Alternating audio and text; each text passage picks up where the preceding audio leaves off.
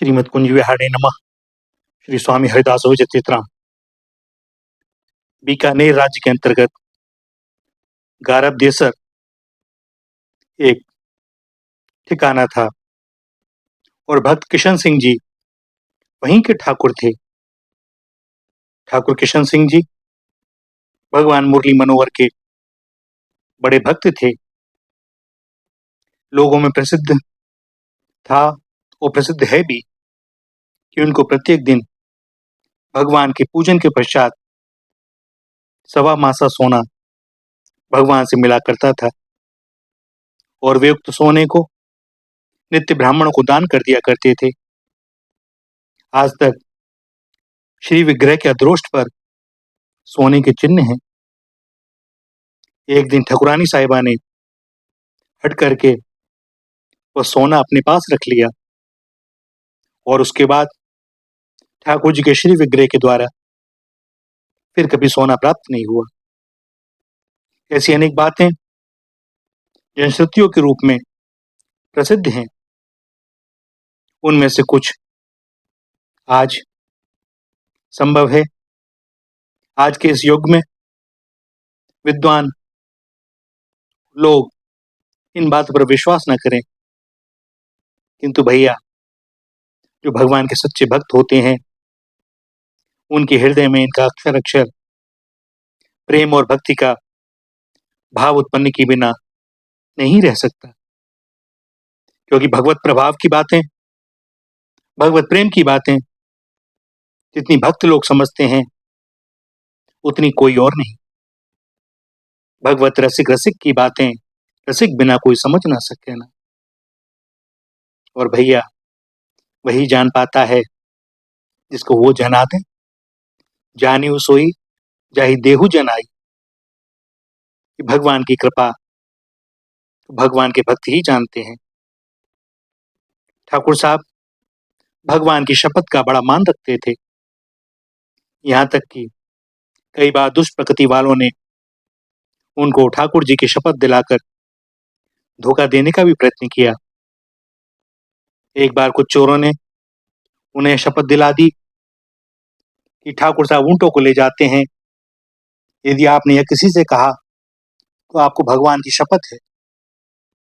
ठाकुर साहब ने किसी से नहीं कहा, परंतु वह चोर ऊंटों को खोल कर ले गए। सारी रात उन्हें दौड़ाया और सुबह भगवान की करुणा कृपा से वे पुनः उसी गांव के पास आ गए।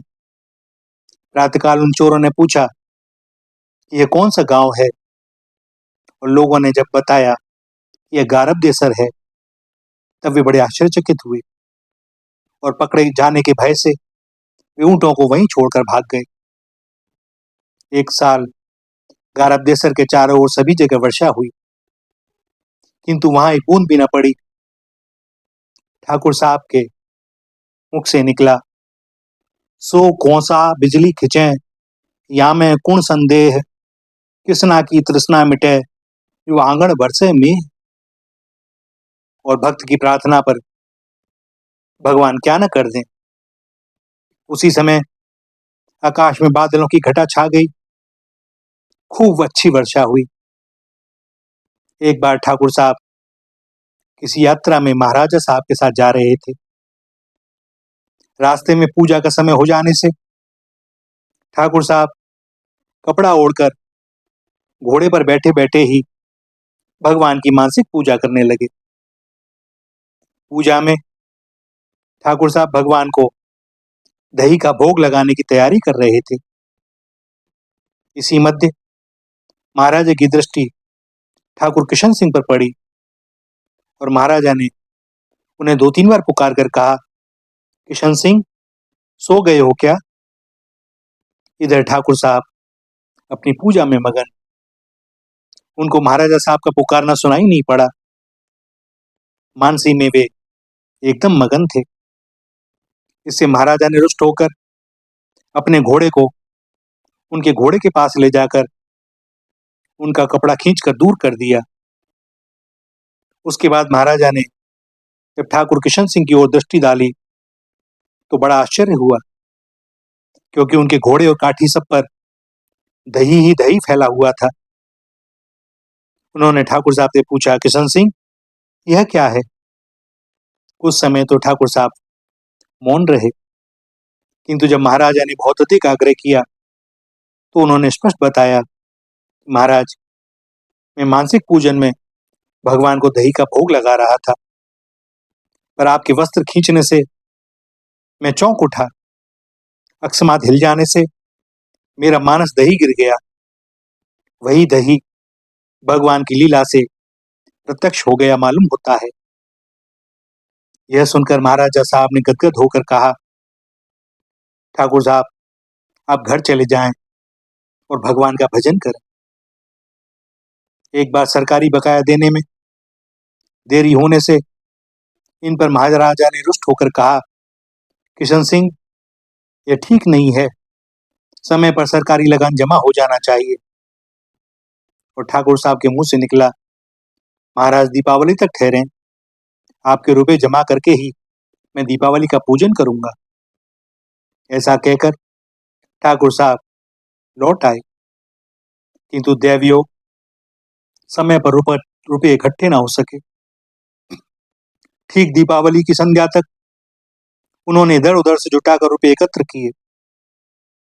पूजन करने का समय हो जाने से घर के भीतर से आदमी बुलाने आया, पर वे बिना ही पूजन किए रुपए लेकर घोड़े पर सवार हो गए और सुबह तक 60 मील चलकर बीकानेर पहुंचे। महल में उनको देखते ही महाराजा ने उनसे पूछा, किशन सिंह, तुम कल ही जाने वाले थे ना? क्या बात है, गए कैसे नहीं? क्या रात को तुम्हारी तबीयत तो नहीं खराब हो गई? महाराजा की बातें सुनकर ठाकुर साहब ने कहा, अन्नदाता, मैं तो अभी अभी रुपए जमा देने के लिए सीधा गांव से चला आ रहा हूं। मैं कल यहां था ही नहीं। आपको किसी दूसरे की बात का ध्यान रहा होगा। यह सुनकर महाराजा ने कहा, क्या कहते हो किशन सिंह, अभी रुपए जमा कराने आए हो? अरे भाई, रुपये तो तुमने कल ही जमा करा दिए थे। ठाकुर साहब ने उत्तर दिया, नहीं अन्नदाता, मैं तो कल गांव में ही था। आप यह क्या बात कर रहे हैं? और अंत में महाराजा ने रोकड़ में जमा किए हुए रुपए और किशन सिंह के स्वयं के हस्ताक्षर उन्हें दिखाए। उनको देखते ही ठाकुर किशन सिंह की आंखें प्रेमाश्रुओं से भर गईं।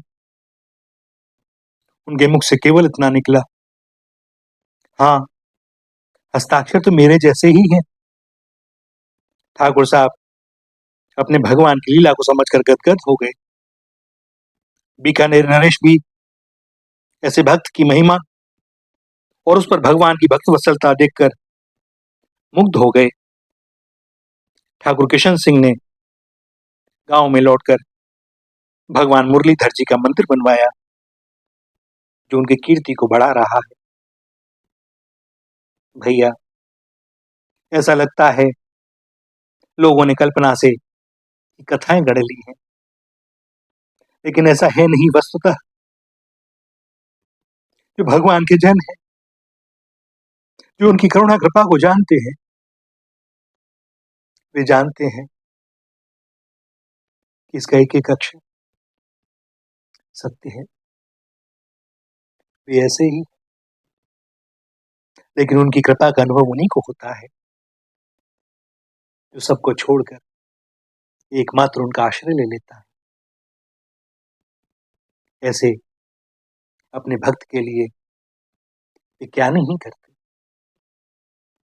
वे न्यौछावर हुए जाते हैं। भक्त उन पर बलिहारी होता है और वे भक्त पर। श्री राधा, श्री राधा, श्री राधा।